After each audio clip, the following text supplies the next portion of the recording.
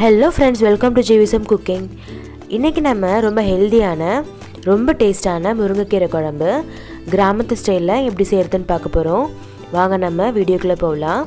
அதுக்கு ஃபர்ஸ்ட் ஒரு 10 ல இருந்து 15 சின்ன வெங்காயத்தை இந்த மாதிரி தட்டி வச்சுக்கோங்க. சப்போஸ் உங்ககிட்ட சின்ன வெங்காயம் இல்லைன்னா 2 பெரிய வெங்காயத்தை பொடியாக கட் பண்ணி வச்சுக்கோங்க. இந்த மாதிரி தட்டிட்டு இதை எடுத்து வச்சுக்கோங்க. அடுத்து ஒரு 10 ல இருந்து 15 பூண்டை இந்த மாதிரி எடுத்துட்டு இதையும் தட்டி வச்சுக்கோங்க. மிக்ஸியில் போடுறத விட இந்த மாதிரி தட்டிட்டா நல்லா டேஸ்ட்டாக இருக்கும்.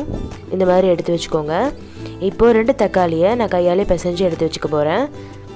நீங்கள் கட் பண்ணி போட்டுக்கலாம், இல்லை மிக்ஸியில் ஒரு திருப்பியும் எடுத்து வச்சுக்கலாம், உங்கள் இஷ்டம். இந்த மாதிரி எடுத்து வச்சுக்கோங்க.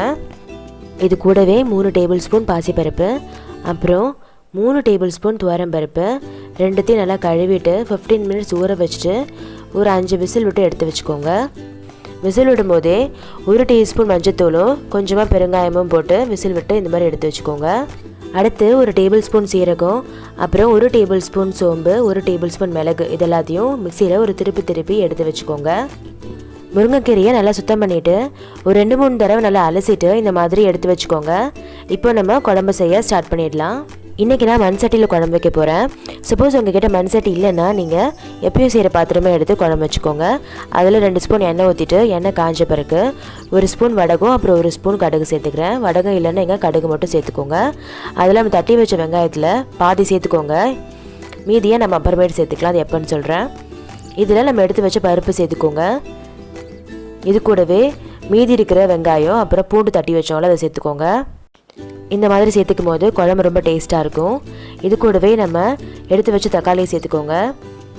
அப்புறம் நம்ம தட்டி வச்ச மசாலாவை சேர்த்துக்கோங்க. அதாவது சோம்பு, மிளகு, சீரகம் தட்டி வச்சோம்ல அதை சேர்த்துக்கோங்க. இது கூடவே 1 டேபிள் ஸ்பூன் மிளகாய் தூள் சேர்த்துக்கோங்க. அப்புறம் தேவைக்கேற்ப உப்பு சேர்த்துக்கோங்க. இப்போ இது எல்லாத்தையுமே நல்லா ஒரு வாட்டி கலந்து விட்டுக்கோங்க. நல்லா கலந்து விட்டுட்டு ஒரு கிளாஸ் அளவுக்கு தண்ணி சேர்த்துக்கோங்க. இது ஒரு வாட்டி நல்லா மிக்ஸ் பண்ணிக்கோங்க. மிக்ஸ் பண்ணிவிட்டு இது 15 நிமிஷம் மூடி போட்டு கொதிக்க விட்டுக்கோங்க. அப்போ தான் வெங்காயம், தக்காளி, பூண்டு இதெல்லாம் நல்லா வேகும், நல்லா கலர் மாறி வரும். அப்போ நம்ம கீரையை சேர்த்துடலாம். அவ்வளோதான், நம்ம குழம்பு ரெடி ஆகிடும்.